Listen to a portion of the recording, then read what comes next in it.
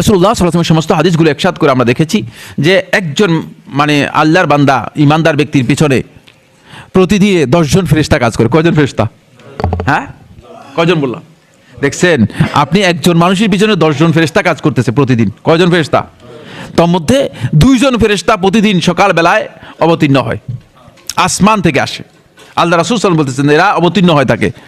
একজন যখন আল্লাহর বান্দা দান করে তখন বলে আল্লাহুম্মা আতি মুনফিকান খালাফা, হে আল্লাহ যে দান করলো তাকে আপনি ব্যালেন্স দিন, তাকে বাড়িয়ে দিন, তাকে বাড়িয়ে দিন। ফেরেশতার দোয়া আপনি কি পেতে চান কি চান না? আমাদেরকে এটা করতে হবে। আর যে ব্যক্তি দান করলো না, স্কোপ আছে, সুযোগ আছে কিন্তু দান করলো না, ওই দ্বিতীয় ফেরেশতা বলে আল্লাহুম্মা আতি মুমসিকান তালাফা, হে আল্লাহ যে দান করলো না তাকে আপনি ধ্বংস দিন, তার সম্পদের মধ্যে কমতি দিয়ে দিন। তা আমাদের এই যে আমরা কি প্রতিদিন কি আসলে ফেরেশতা দোয়া পাচ্ছি কি পাচ্ছি না?